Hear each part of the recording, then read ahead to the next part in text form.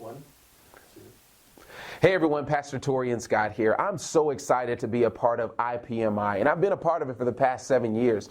One of the things that I'm very grateful for with IPMI, it has broadened my perspective of what prayer truly is. You know, most people think that prayer is really singular focused, that, you know, it only focuses on me, my problems, and my situations. And what it's done over these past 7 years is given me a greater understanding of the greater good that is needed all over the world. The Bible tells us, well, Jesus told us in the Great Commission to go into all the world and to make disciples of all nations. So God's perspective is totally different from ours. He wants us to be considerate of the things that are happening globally. And this is exactly what IPMI does. They focus on the things that are happening globally.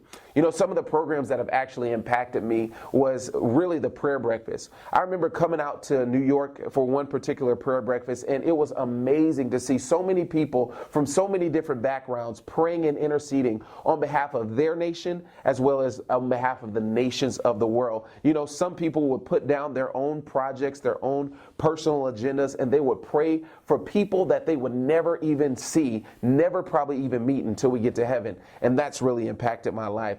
You know, IPMI has really helped me sharpen my skills of intercession.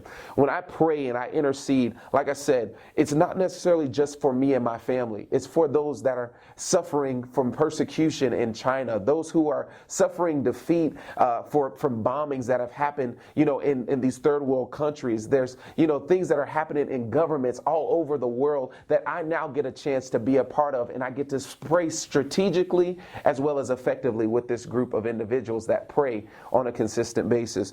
And lastly, IPMI has influenced me greatly and changed my leadership style by allowing me to have that broadened perspective once again, to think globally, to think outside of the box, to think about the nations of this world. Because guess what?